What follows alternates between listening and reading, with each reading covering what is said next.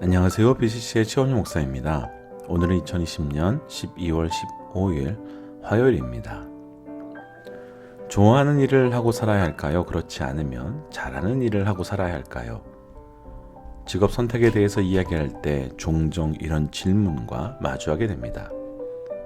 그러면서 이상적으로는 좋아하는 일을 하며 사는 것이라고 대답하지만 사실 우리의 현실적 상황은 꼭 그렇지 않은 경우가 많이 있음을 보게 됩니다.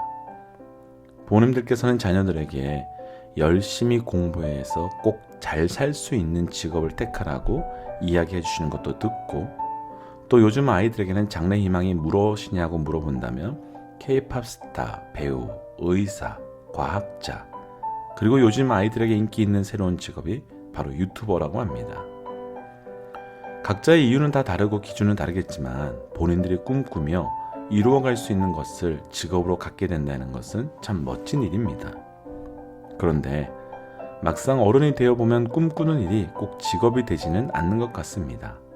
그리고 왜 그 직업을 가지게 되었나, 또 선택하게 되었나를 돌아보면 자신의 선택보다는 흘러가는 주위 환경에 의해 그 직업을 가지게 된 분들이 많음을 봅니다.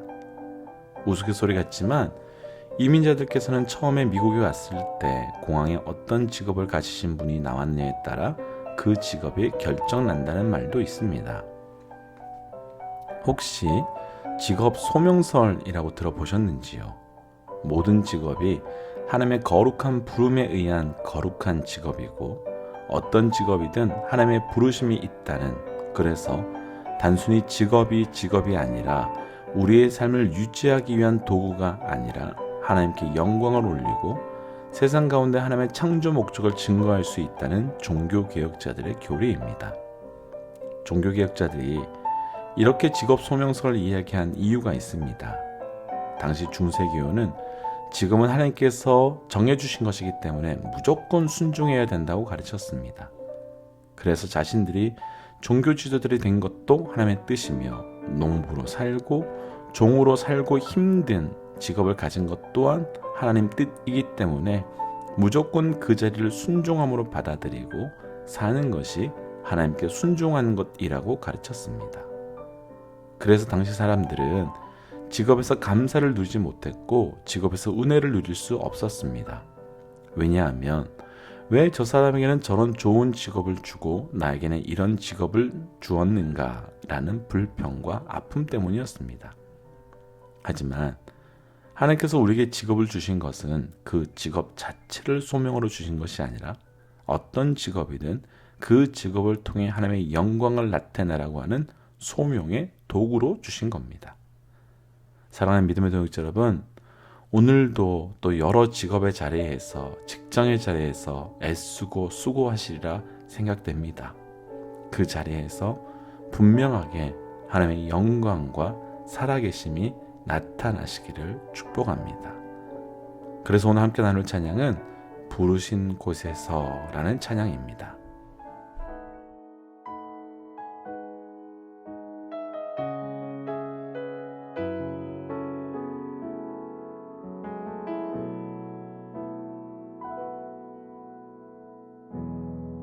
따스한 성령님 마음으로 보내 내 몸을 감싸며 주어지는 평안함 만족함을 느끼네.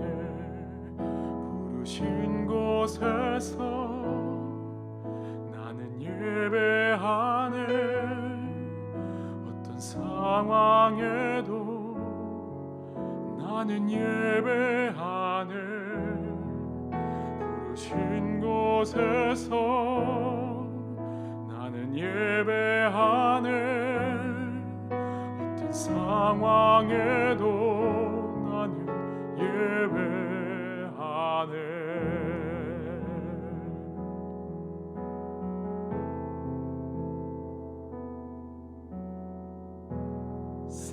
사랑과 진리에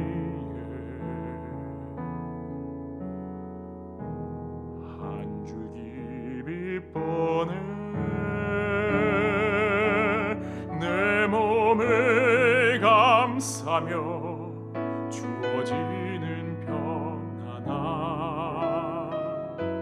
그 사랑을 느끼네 부르신 곳에서 나는 예배하네 어떤 상황에도 나는 예배하네 부르신 곳에서 나는 예배하네 어떤 상황에도 나는 예배하네 내가 걸어갈 때 길이 되고 살아갈 때 삶이 되는 그곳에서 예배하네 내가 걸어갈 때 길이 되고 살아갈 때 삶이 되는 그곳에서 예배하네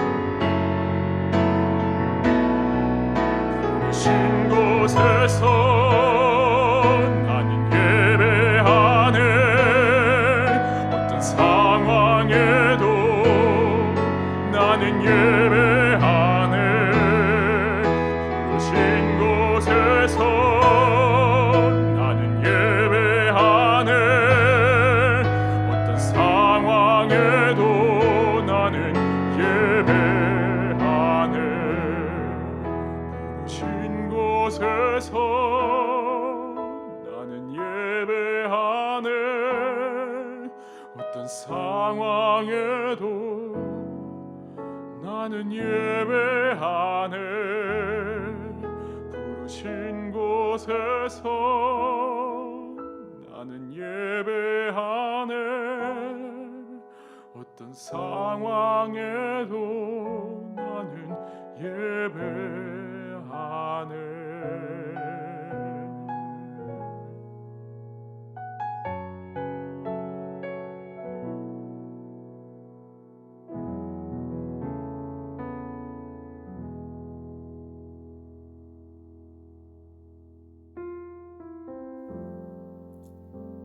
베드로전서 2장 1절에서 10절 말씀.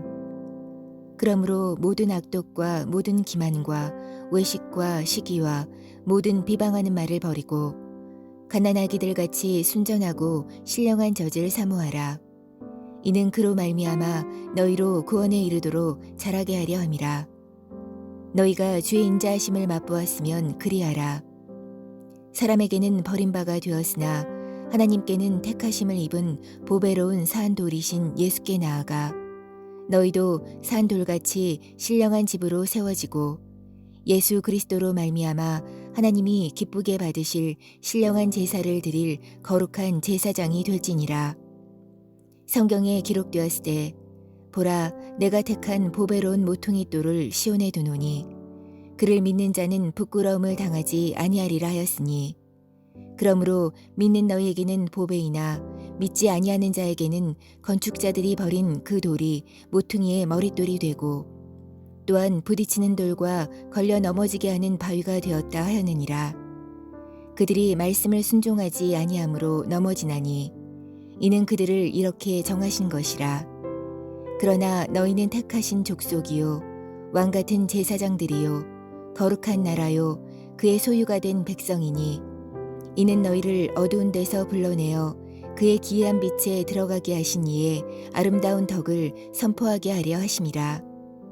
너희가 전에는 백성이 아니더니 이제는 하나님의 백성이요 전에는 긍휼을 얻지 못하였더니 이제는 긍휼을 얻은 자니라. 아멘. 함께 기도하겠습니다. 하나님, 오늘도 삶의 이유와 삶의 목적을 허락하여 주셔서 감사합니다. 오늘 하루도 철저히 하나님의 영광을 위하여 살아갈 수 있도록 함께하여 주옵시고 그래서 주의 영광을 가리는 자가 아니라 주의 영광을 증거하는 자 되게 하여 주옵소서. 이 모든 말씀 예수님 이름으로 기도드렸습니다. 아멘. 오늘 우리가 함께 나눌 말씀의 제목은 고백의 변화라고 하는 제목입니다. 고백이라는 단어의 사전적 뜻은 마음속에 생각하고 있는 것이나 감추어둔 것을 숨김없이 말하는 것이라는 뜻입니다. 그러니까 어떤 사람에 대한 고백은 그 사람에 대한 감정을 조금도 숨김없이 말하는 것이고, 어떤 사건에 대한 고백은 그 사건에 대한 생각을 조금도 숨김없이 말하는 것입니다. 그럼 우리 믿음의 사람들에게 있어서 아주 중요한 고백이 두 가지가 있습니다. 바로 나에게 예수 그리스도가 누구신가 라고 하는 예수 그리스도에 대한 고백이며, 두 번째는 나는 누구인가 라는 질문에 대한 나에 대한 고백입니다. 십자가 앞에 나의 삶이 변했다는 것은 이 두 가지 고백이 완전히 변했다는 것입니다. 오늘 말씀 앞에 우리의 삶에 어떤 고백의 변화가 있어야 하는지 함께 묵상하고, 그 고백의 변화가 우리 삶에도 동일하게 경험되시기를 축복합니다. 첫 번째 고백의 변화, 4절입니다. 사람에게는 버림받았으나 하나님께는 택하심을 입은 보배로운 산돌이신 예수께 나아가. 아멘. 베드로는 먼저 예수님이 누구신지에 대해서 명확하게 선포합니다. 사람들에게는 버림받았으나 하나님께는 택하심을 입은 보배로운 산돌이시다. 왜 베드로가 이렇게 설명했을까요? 왜 베드로는 굳이 사람들에게 버림받았는데 하나님께는 택함을 얻은 보배로운 산돌이라는 이렇게 두 가지를 비교해가며 설명할까요? 베드로의 삶을 보면 이 구절이 이해가 될 듯합니다. 예수님의 십자가 사건 앞에서 베드로는 예수님을 버리고 도망갔습니다. 그리고 베드로뿐 아니라 그렇게도 예수님을 따라다니던 많은 제자들도 예수님을 버리고 떠나갔습니다. 특별히 예수님께서는 십자가 사건에 대해서 말씀해 주신 이후에 베드로를 향해서 십자가 사건 앞에서 너는 나를 3번이나 부인할 것이라 했을 때 절대로 그런 일이 없을 것이라고 했지만 결국 그는 예수님을 버리고 도망갔습니다. 그런데 오늘 베드로는 예수님은 더 이상 버릴 수 있는 분이 아니라며 하나님께서 택하여 주신 보배로운 산돌이라고 예수님을 향한 고백의 변화를 경험합니다. 그리고 이렇게 말한 것은 지금 베드로의 편지의 대상이 되고 있는 성도들에게도 너희 또한 이런 고백의 변화가 있기를 기대하며 소망한다 라는 마음이 들어있는 겁니다. 오늘 말씀에서 나누고 싶은 첫 번째 믿음은 예수님에 대한 고백의 변화로 시작되는 겁니다.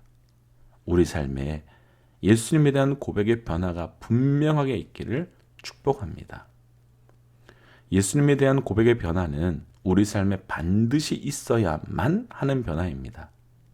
예수님께서 제자들에게 너희는 나를 누구라 하느냐라고 물으셨습니다. 그때 제자들은 어떤 사람들은 세례 요한이라, 또 어떤 사람들은 엘리야라, 또 어떤 사람은 예레미야다, 또 어떤 사람은 선지자다 라고 대답했습니다. 이들이 이렇게 대답한 이유가 분명히 있습니다. 예수님께서 세례 요한과 같이 세례에 대한 말씀을 하셨고 엘리야와 예레미야와 같이 기적을 행하고 선지자들과 같이 구약의 말씀을 인용하며 선포하셨기 때문입니다. 곧 이들의 고백의 바탕은 예수님의 행함에 있습니다. 그리고 그 행함에 근거한 믿음의 고백은 예수님에 대한 비슷한 고백이긴 하지만 사실 절대로 예수님에 대한 정확한 고백은 아니었습니다. 그리고 사실 비슷한 고백은 완전히 틀린 고백과 별 다를 것이 없는, 아니 오히려 더 위험한 고백이 될 수도 있습니다. 그때 베드로가 말합니다. 주는 그리스도시요 살아계신 하나님의 아들입니다. 다른 제자들과 다른 고백을 했고 그 고백에 대한 예수님께는 정확한 고백이라고 말씀해 주셨습니다. 결국 신앙은 예수님에 대한 그 고백이 무엇으로 시작되었느냐입니다. 예수님은 우리의 병을 해결해 주시는 의사이시기도 합니다.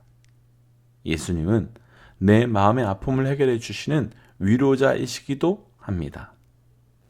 그러나 동시에 예수님은 본질적으로는 의사도 위로자도 아닌 바로 구원자이십니다. 의사라고 한다면 우리는 예수님께 고쳐달라고만 할 겁니다. 위로자라고 한다면 예수님께 우리는 위로만 해달라고 할 것입니다. 그러나 구원자라고 한다면 우리가 예수님께 무엇을 구하고 무엇으로 엎드려지게 될지 분명히 달라지는 겁니다. 그럼 다시 한번 우리 스스로에게 물어야 합니다. 사랑하는 믿음의 동역자 여러분, 내게 예수는 어떤 분이십니까? 두 번째 고백의 변화 9절입니다. 그러나 너희는 택하신 족속이요 왕 같은 제사장들이요 거룩한 나라요 그의 소유가 된 백성이니 이는 너희를 어두운 데서 불러내어 그의 기이한 빛에 들어가게 하신 이의 아름다운 덕을 선포하게 하려 하심이라. 아멘. 우리 믿음의 동역자들께서는 나는 누구인가? 라는 질문을 받으시면 무엇이라고 대답하시겠습니까? 그리고 그렇게 대답하는 그 대답의 근거를 무엇으로 삼으시겠습니까? 우리는 우리가 알든 모르든 나 자신을 정의하는 그 정의의 근거를 각자가 다 가지고 있습니다. 어떤 분은 그 근거가 과거의 경험이기도 하고요. 어떤 분은 그 근거가 내가 지금 가지고 있는 그 무엇이기도 합니다. 또 어떤 분은 그 근거가 지금 내가 있는 위치, 그 명예의 위치이기도 합니다. 그런데 오늘 베드로는 박해와 핍박을 피해 숨어 있는 또 흩어져 있는 소아시아에 있는 그 믿음의 동역자들에게 말합니다. 너희는 도망자가 아니다.